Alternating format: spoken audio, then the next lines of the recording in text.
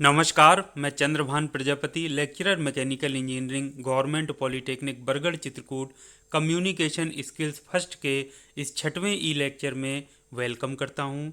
तो dear students, जैसा कि आप जानते हैं कम्युनिकेशन स्किल्स का जो सिलेबस है एनएसक्यूएफ के अकॉर्डिंग, उसमें हम जो बेसिक्स ऑफ कम्युनिकेशन है चैप्टर 1 का, उसके बारे में बात कर रहे थे। तो 5वें वीडियो तक जो हमने बात किया था उसके आगे आज हम कंटिन्यू करेंगे।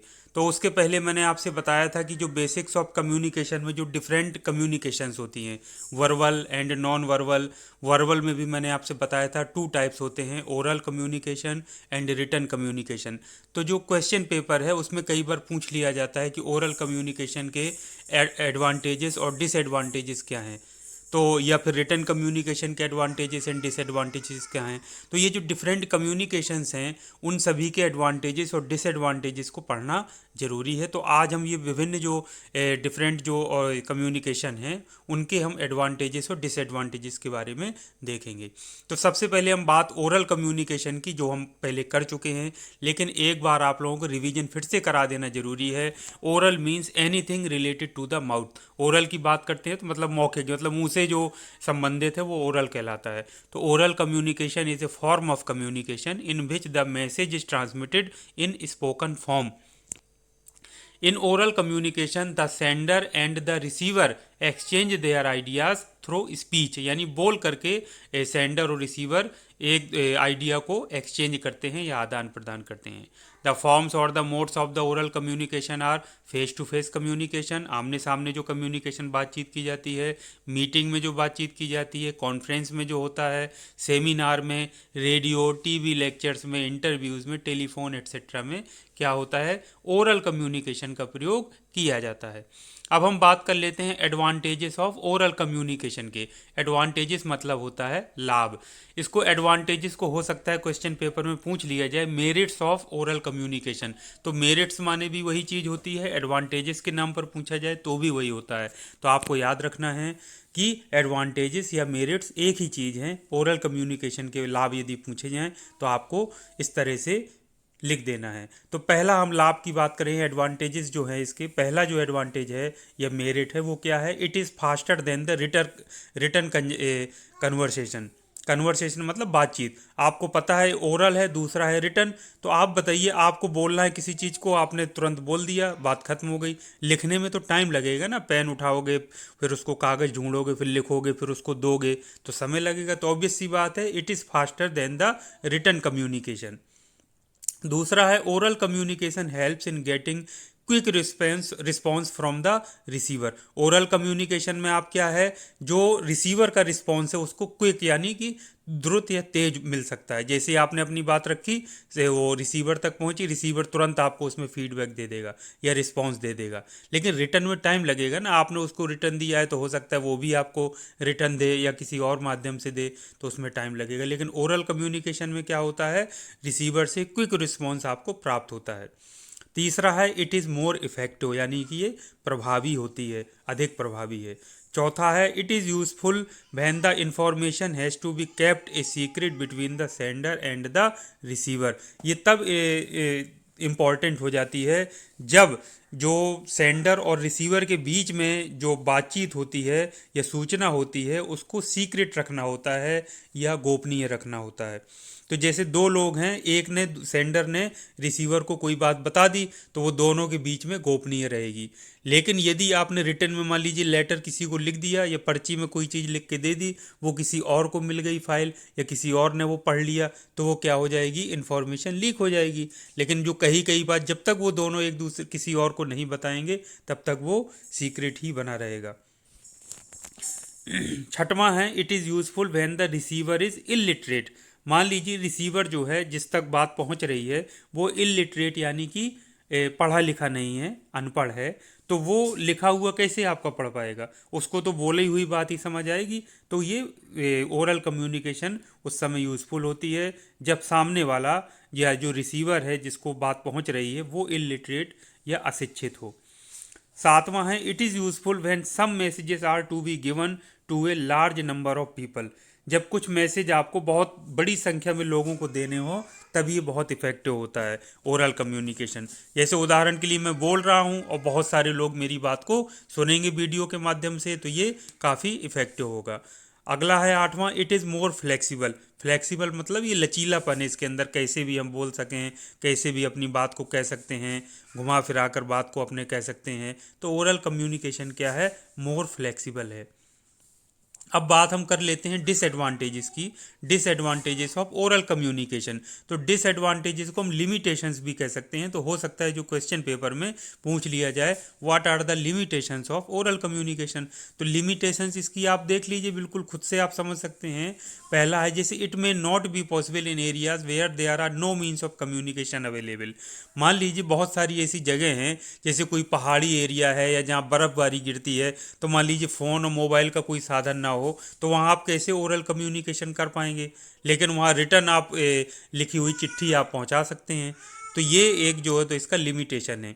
दूसरा है it can not serve as an authentic piece of record unless the conversation is recorded. इसको अगर आपने कोई चीज़ बोल दी, सामने वाले ने सुन ली, सामने वाले ने आपको कुछ कह दिया, तो ये ऑथेंटिक पीस ऑफ रिकॉर्ड नहीं होता है जब तक कि उसको रिकॉर्ड ना किया जाए।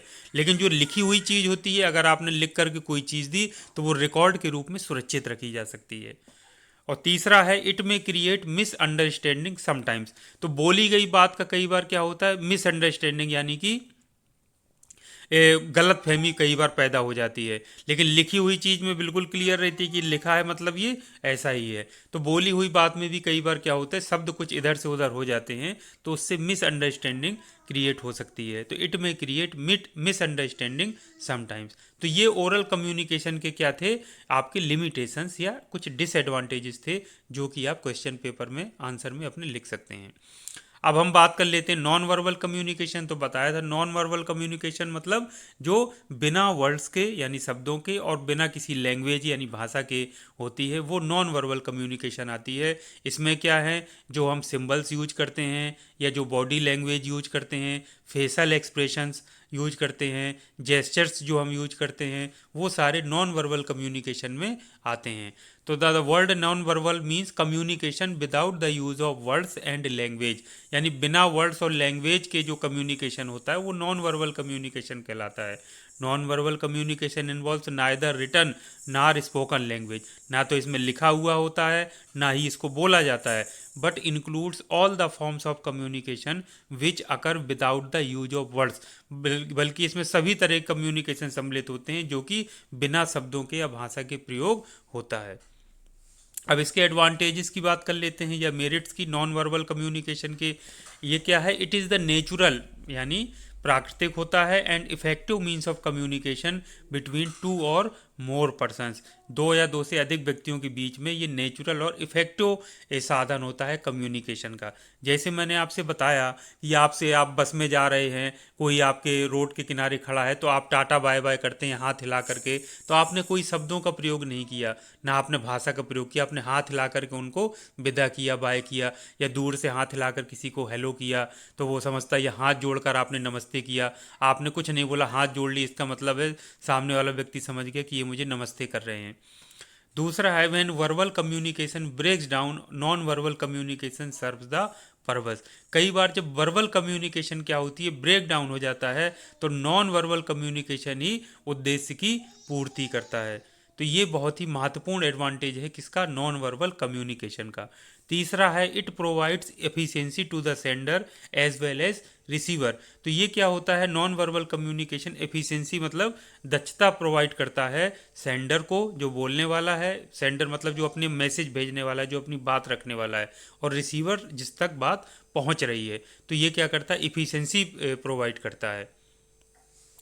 अब इसके डिसएडवांटेजेस या लिमिटेशंस क्या होते हैं, इसमें क्या होता है, पहला है body language can not convey the full message but only ये पार्ट ऑफ इट।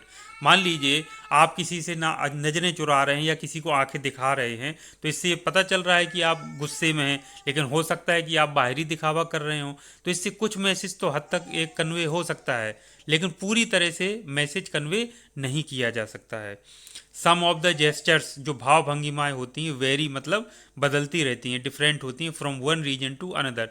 मतलब जेस्चर्स, मान लीजिए हम एक क्षेत्र के रहने वाले हैं, तो हमारी जो शारीरिक बॉडी लैंग्वेज है, जेस्चर, जो भाव भंगिमाएं हैं, वो अलग होंगी उस क्षेत्र में।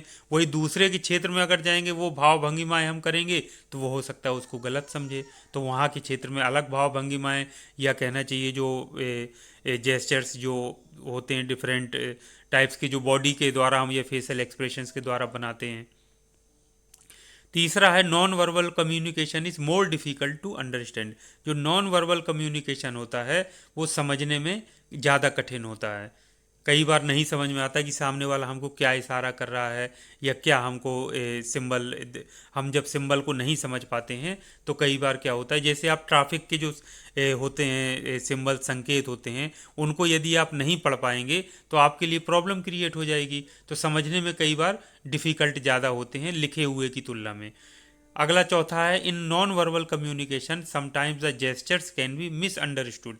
ये बहुत महत्वपूर्ण है। नॉन वर्बल कम्युनिकेशन में कभी कभी जो जेस्चर्स होते हैं, यानी शरीर की जो प्रतिक्रियाएं होती हैं, ये शरीर जो भाव, जो डिफरेंट मुद्राएं बनाता है, जेस्चर्स जिसको कहते हैं, तो वो गलत समझ सकता है सामने वाला। मान लीजिए आप किसी को वन फिंगर दिखाएं तो इसका मतलब है कि आप एक कह रहे हैं, ये आप हो सकता है वन कह रहे हो, लेकिन सामने वाला उसको कुछ और समझे कि मेरी एक उंगली दिखाकर मेरी एक आंख फोड़ने की बात कर रहा है, तो ये वो उसको ऐसा समझ सकता है। तो इस तरीके की, ये एक मैंने उदाहरण दिया है, इस तरीके कई बार ऐसे जेस्चर्स हो सकते हैं जो कि सामने वाला उसको गलत समझ सकता है। तो ये इसके क्या है, डिसएडवांटेजेस या लिमिटेशंस हैं। अब हम बात कर लेते हैं फॉर्मल कम्युनिकेशन की। तो बताया था ऑफिस में जो कम्युनिकेशन होता है, ऑफिशियली कम्युनिकेशन जो ऑफिस के दायरे में रहकर किया जाता है, वो फॉर्मल कम्युनिकेशन कहलाता है। तो बताया था formal communication is the process of exchanging information between two और more persons by following official rules. तो ये ऑफिशियल रूल शब्द ये जो है ये ज़्यादा इंपॉर्टेंट है, इसको आप ज़रूर याद रखिएगा। तो ऑफिशियल रूल्स को फॉलो करते हुए जो कम्युनिकेशन किया जाता है, या एक्सचेंजिंग इंफॉर्मेशन को एक्सचेंज किया जाता है दो या अधिक व्यक्तियों के बीच में, तो उसको कहते हैं फॉर्मल कम्युनिकेशन। अब हम बात कर लेते हैं फॉर्मल कम्युनिकेशन के एडवांटेजेस या मेरिट्स क्या हैं। तो formal communication is more efficient as it follows the rule. तो ये मोर एफिशिएंट होती है क्योंकि ये नियमों का पालन करता है। ऑफिस में नियम है, स्कूल कॉलेज में नियम है कि आपको इसी तरह से बात करनी है, आपको इसी तरह से व्यवहार करना है, तो वो क्या है, कम्युनिकेशन वहाँ जो होती है वो फॉर्मल कम्युनिकेशन है, क्योंकि वो नियमों से चलती है। दूसरा, it is considered to be authentic because all records are maintain. जो ऑफिस में जो भी कम्युनिकेशन होता है, हायर अथॉरिटी है, उसने कुछ नीचे वाले को कम्युनिकेट किया तो लिख करके करेगा या बोल कर करेगा, तो ऑफिस के उसमें नियमों पे बंधा रहकर करेगा, तो वो ऑथेंटिक सोर्स होता है और रिकॉर्ड के रूप में उसको मेंटेन किया जा सकता है। तीसरा है it creates proper control and discipline in the organization. ये एक तो नियंत्रण बनाए रखता है इस तरीके से फॉर्मल कम्युनिकेशन से, और डिसिप्लिन यानी डिसिप्लिन वहाँ पर अनुशासन बना रहता है किसी भी ऑर्गेनाइजेशन में। तो एक तो नियंत्रण बना के रखता है और दूसरा उसमें अनुशासन बना रहता है ऑर्गेनाइजेशन में। चौथा है it is permanent in nature, यानी नेचर में इसका इस तरह नेचर एंड स्थायी होता है। As it can be used as reference for the future. तो इसको अगर मान लीजिए रिटर्न कम्युनिकेशन, बॉस ने कुछ ऑर्डर दिया नीचे के एम्प्लॉय को, तो उसको रेफरेंस के लिए फाइलों में लगाया जा सकता है और वो हमेशा सुरक्षित रहता है, तो परमानेंट होता है नेचर में। पांचवा है it is systematic and easy to communicate with each other. ये सिस्टमेटिक यानी बिल्कुल सिस्टम से चलने वाली प्रक्रिया है और इसमें कम्युनिकेट करना आसान होता है, easy to communicate with each other. अगला है छठा, with this we can communicate with employees quickly.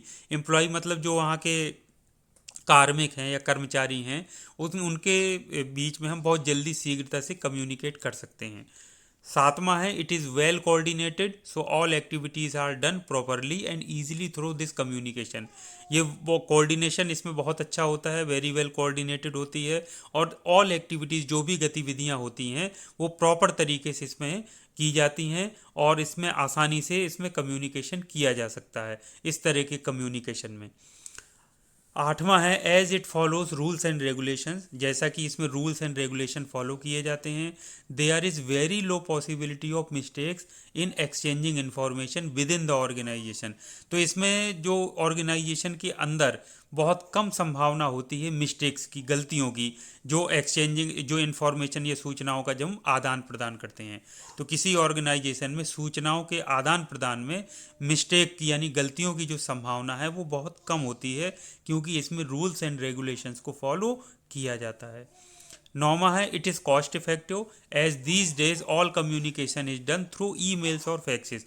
तो ये कॉस्ट इफेक्टिव, आज के समय में ईमेल के थ्रू हमको लिख करके कोई बात हम तुरंत जो हो तो सेकंडों में भेज देते हैं, और उसमें कुछ हमारा खर्च भी नहीं होता है, क्योंकि ऑनलाइन हम ईमेल के माध्यम से भेजते हैं या व्हाट्सएप के माध्यम से या किसी भी अन्य माध्यम से हम भेजते हैं। सबसे ज़्यादा जो ऑथेंटिक सोर्स है वो ईमेल होता है, जो कि इसमें फॉलो किया जाता है। अगला है 10वां it is transmitted instantly. Transmitted instantly का मतलब तुरंत उसका वो ट्रांसमिट इसको किया जा सकता है, तुरंत का तुरंत उसको लागू करवाया जा सकता है। तो ये इट इज़ ट्रांसमिटेड इंस्टेंटली मतलब तत्काल ये ट्रांसमिट होता है। अब हम डिसएडवांटेजेस या लिमिटेशंस की बात कर लेते हैं फॉर्मल कम्युनिकेशन की। तो ये क्या है, there is a lack of direct and personal relation between the top executives and the employees. अब ये फॉर्मल होता है तो इसमें कहीं ना कहीं जो पर्सनल रिलेशन होता है, जो ऊंचे पद पर बैठा कोई वो बॉस है और नीचे का जो कर्मचारी है, तो फॉर्मल में क्या होता है, वो उसमें रिलेशनशिप का अभाव होता है, कमी होती है। दूसरा इट इज़ टाइम कंज्यूमिंग, इसमें समय ज़्यादा लगता है। तीसरा है इट इज़ इनफ्लेक्सिबल, यानी ये फ्लेक्सिबल नहीं होता है, because there is a chain of command and procedures have to be followed. Flexible इसलिए नहीं होता है क्योंकि इसमें बहुत सारे निर्देशों का पालन करना होता है और प्रक्रियाएं यानी प्रोसीजर्स जो होती हैं उनका पालन करना होता है। तो ये काफ़ी लचीलापन इसमें नहीं होता है, यानी इनफ्लेक्सिबल होता है। चौथा है in such a system of communication everybody has is on duty, so everything becomes mechanical. ये इस तरीके का जो कम्युनिकेशन होता है, सब प्रत्येक व्यक्ति की अपनी स्वयं की ड्यूटी होती है, सो ये सब बिल्कुल मैकेनिकल मतलब यांत्रिक हो जाता है। मतलब जैसे मशीनें अपना काम करती हैं वैसे व्यक्ति उसी तरीके से व्यवहार करते हैं, बिल्कुल मशीनों की तरह। पांचवा है it may create misunderstanding because the sender is higher authority and the receiver is lower staff. तो इसमें जो ऑफिशियल जो फॉर्मल कम्युनिकेशन होता है उसमें मिसअंडरस्टैंडिंग होने के चांस रहते हैं, क्योंकि जो भेजने वाला या जो बोलने वाला या निर्देश देने वाला होता है वो उच्च पद पर बैठा व्यक्ति होता है, और जो प्राप्त करने वाला जिस तक बात पहुंचती है वो लोअर स्टाफ होता है। तो इसकी वजह से कई बार मिसअंडरस्टैंडिंग क्रिएट हो जाती है दोनों के बीच में। अगला मैंने आपसे बताया था इनफॉर्मल कम्युनिकेशन, जो ऑफिशियल दायरे में के बाहर हम जो भी कम्युनिकेशन करते हैं एक दूसरे से, वो इनफॉर्मल कम्युनिकेशन कहलाता है। तो informal communication is the communication that takes place outside formal structures of the work place. It does not have any formalities, इसमें कोई फॉर्मेलिटीज़ नहीं होती हैं। This is based upon informal relations. तो बताया था आपको गॉसिप यानी गपशप करना, gossip is a form of informal communication. जो गॉसिप होता है वो इनफॉर्मल कम्युनिकेशन का ही एक रूप है। अब एडवांटेजेस ऑफ इनफॉर्मल कम्युनिकेशन की बात कर लेते हैं, या मेरिट्स ऑफ इनफॉर्मल कम्युनिकेशन की बात कर लेते हैं। तो क्या होता है, it brings a sense of unity among employees of an organization. कोई ऑर्गेनाइजेशन है, वहाँ के जो एम्प्लॉई हैं उसमें एक तरीके की एक रूपता रहती है। इस तरीके की जब बातें करते हैं, हंसी मजाक कर दिया, चुटकुले सुनाया, किसी की चुगली की और इस तरीके से गप्पें किया, तो उनके अंदर एक यूनिटी की भावना आती है। दूसरा it provides feedback to the management. तो इस तरह इनफॉर्मल कम्युनिकेशन से क्या होता है, जो मैनेजमेंट होता है उनको फीडबैक प्राप्त होता है। तीसरा है the speed of this is remarkable. इसकी जो स्पीड होती है, जो गपशप है या जो इस तरीके की बातें फैलती हैं इनफॉर्मल तरीके से, वो बहुत तेज़ी से फैलती हैं। Is remarkable for transmitting information at it goes from one person to another instantly. इस तरीके की चीज़ें बड़ी तेज़ी से फैलती, किसी के बारे में कुछ धीरे से चुगली कर दिया, वो बात वो फिर दूसरे को बताया, फिर तीसरे को, तो बड़ी तेज़ी से फैल जाती हैं। तो इनफॉर्मल कम्युनिकेशन का सबसे बड़ा फ़ायदा यह है कि अगर कोई चीज़ हमको तेज़ी से फैलाना हो तो उसको इनफॉर्मल तरीके से बता करके हम तेज़ी से उसको फैला सकते हैं, स्प्रेड कर सकते हैं। आप डिसएडवांटेजेस या लिमिटेशंस की बात कर लेते हैं इनफॉर्मल कम्युनिकेशन में। It can not always be taken seriously, इसको हमेशा गंभीरता से नहीं लिया जा सकता, बिकॉज इट स्प्रेड्स और transmits information by word of mouth और ओरली, क्योंकि ये भाई हर आदमी पर डिपेंड करता है। एक ने किसी से कुछ कहा, उसने कुछ समझा, दूसरे को कुछ और बताया, उसने जाके तीसरे को कुछ और बता दिया, तो इसको गंभीरता से नहीं लिया जा सकती कि बात सही भी है कि नहीं है। भाई किसी ने कुछ बोला मजाक में, दूसरे ने उसको सीरियस ले लिया और उसको वो कर दिया। तो इन बातों का जो इससे तरह की इनफॉर्मल कम्युनिकेशन से जो बातें निकल करके आती हैं या रिजल्ट निकल करके आते हैं, उनको सीरियसली नहीं लिया जा सकता। दूसरा है, it does not carry the complete information as it is based on guess or one's personal opinion. इसको कंप्लीट इन्फॉर्मेशन इसमें सम्मिलित नहीं होती है, क्योंकि इसमें गैस मतलब अनुमान लगाना, GUE गैस, या फिर किसी के व्यक्तिगत विचारों पर ये डिपेंड करती है इन्फॉर्मेशन इस तरीके की। तो ये इनफॉर्मल कम्युनिकेशन क्या होता है, कंप्लीट इन्फॉर्मेशन को समाहित नहीं करता है। तीसरा है, it may distort the information as it is completely unofficial. Distort मतलब तोड़ मरोड़ सकता है इन्फॉर्मेशन को, जो सूचना सही थी तो इसमें इनफॉर्मल कम्युनिकेशन में उसको तोड़ मरोड़ सकता है। तो ये क्योंकि ये पूरी तरह से अनऑफिशियल होती है, तो इसमें कुछ भी जोड़ तोड़ हो सकता है नई चीज़ जोड़ दी जाए, जो सही बात हो उसको हटा दिया जाए, कुछ की बात का कुछ फैला दिया जाए। तो it may distort the information as it is completely unofficial. In such a communication there are chances of misinterpretation. Misinterpretation मतलब होता है कुछ बात का कुछ बन जाए, तो इसके चांसेस बहुत ज़्यादा हाई होते हैं। As every member can change information according to their own will and understanding, क्योंकि एक आदमी के पास बात पहुंची अनऑफिशियली, तो उसने बात को बदल के दूसरे को कुछ और बता दिया। तो इसमें मिस इंटरप्रिटेशन होना, यानी बात कुछ और थी और मतलब उसका कुछ और निकल गया, तो इस तरीके के चांसेस ज़्यादा रहते हैं। अगला पांचवा है, it does not assign the responsibility on any one in case of any misunderstanding. यदि कोई समस्या खड़ी हो जाए, मिसअंडरस्टैंडिंग क्रिएट हो जाए, किसी के बीच में झगड़ा हो जाए, तो किसी की रिस्पॉन्सिबिलिटी तो फिक्स नहीं होगी, क्योंकि वो कहेगा अरे मुझे तो उसने बताया था, मैंने तो कहा ही नहीं, वो कहेगा नहीं मुझे तो वहाँ से सुनने को मिला था। तो कोई व्यक्ति उसमें रिस्पॉन्सिबिलिटी यानी जिम्मेदारी लेने को तैयार नहीं होगा, और ना किसी की जिम्मेदारी फिक्स की जा सकती है कि नहीं भाई आपने ये बात कही थी या आप ही ने ऐसा बोला था। वो कहेगा मुझे वहाँ से सुनने को मिला था या उसने मुझे बोल दिया था। तो इस तरीके की कोई रिस्पॉन्सिबिलिटी इसमें असाइन नहीं हो पाती है, और अगर कोई मिसअंडरस्टैंडिंग क्रिएट होती है। छठा है, there are the chances of leakage of information as it can damage the reputation और upset the plans of the organisation. तो इसमें लीकेज इन्फॉर्मेशन को लीक होने के चांसेस ज़्यादा रहते हैं। तो अगर वो इन्फॉर्मेशन लीक हो गई, मजाक मजाक में किसी एम्प्लॉय ने अनऑफिशियली कुछ बोल दिया, अब वो क्या है उस ऑर्गेनाइजेशन या कंपनी के बाहर चली गई, तो उससे कंपनी की जो रेपुटेशन है, प्रतिष्ठा है, वो डैमेज हो सकती है, उसको नुकसान पहुंच सकता है। या फिर जो ऑर्गेनाइजेशन की जो प्लान्स होते हैं उनको अपसेट हो सकते हैं, या वो अव्यवस्थित हो सकते हैं कहना चाहिए, तो वो सारा चीज़ें खराब हो सकती है। तो ये बहुत ही इसमें बड़ा इसका डिसएडवांटेज है इंफॉर्मेशन के लीक होने का। तो आज के लिए इतना काफ़ी है। सारी चीज़ें जो जो हमने मुख्य मुख्य जो कम्युनिकेशंस के टाइप्स पढ़े थे, उन सभी के हमने एडवांटेजेस और डिसएडवांटेजेस देखे। तो इनको आप अपनी कॉपी में नोटबुक में नोट कर लीजिए। परीक्षा में यदि पूछा जाएगा तो जो भी एडवांटेजेस के नाम पर, मेरिट्स के नाम पर, या डिसएडवांटेजेस या ड्रॉबैक्स के नाम पर, वो सारा का सारा या लिमिटेशंस के नाम पर आप उसमें आसानी से लिख सकते हैं। उसको समझने का प्रयास करिए। कम्युनिकेशन आप डेली यूज करते हैं, भले ही आप हिंदी यूज करें या इंग्लिश यूज करें, लेकिन उस चीज़ें सारी वही हैं। तो आप अगर समझदारी से पढ़ते हुए अच्छे से लिख करके नोट साफ सुथरे बनाएंगे, उसको अच्छे से पढ़ेंगे, स्पेलिंग जो कठिन लग रही है उसको कई कई बार लिख लिख करके देखिए, उसको सीखिए, तो आपको ये सब्जेक्ट बहुत ही अच्छा लगेगा और बहुत ही इंटरेस्टिंग सब्जेक्ट है, इतना आप जान लीजिए। तो ये आपके करियर डेवलपमेंट के लिए भी बहुत ज़रूरी है, तो इसको गंभीरतापूर्वक इस विषय को आप पढ़िए। अब ये जो पहला चैप्टर था बेसिक्स ऑफ कम्युनिकेशन, वो कंप्लीट हो चुका है, लेकिन अगला जो मेरा वीडियो होगा उसमें मैं आपको जो पेपर, जो क्वेश्चन पेपर आता है सेमेस्टर में आपके, उसको मैं डिस्कस करूंगा कि पेपर किस तरह से फॉर्मेट होता है, किस तरह के क्वेश्चंस पूछे जाते हैं, आपको किस तरह से आगे की पढ़ाई करना है, उससे आपका बिल्कुल आगे का जो पाथ है वो क्लियर होगा। तो आज के लिए इतना काफ़ी है। Thank you very much. आपका दिन शुभ हो।